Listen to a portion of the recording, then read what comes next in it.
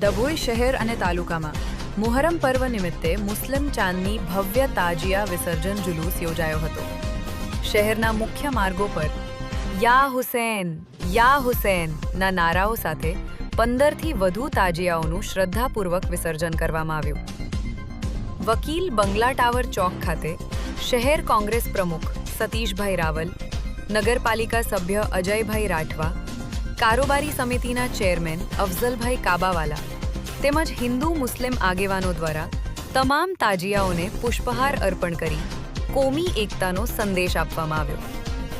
ત્યારબાદ છીપવાર કાજીવાડા મસ્જિદ ખાતે સલામની વિધિ બાદ જુલુસ પૂર્ણ થયો. તાલુકાના ગ્રામ્ય વિસ્તારોમાં પણ તાજિયા જુલુસ શાંતિપૂર્ણ રીતે યોજાયા હતા. મુહરમના પવિત્ર અવસરે કરબલાના શહીદોને શ્રદ્ધાંજલિ અર્પણ કરવામાં આવી હતી. સમગ્ર કાર્યક્રમ દરમિયાન ડભોઈ પોલીસે ચુસ્ત પોલીસ બંદોબસ્ત ગોઠવી શાંતિપૂર્ણ વાતાવરણ જાળવી રાખ્યું હતું.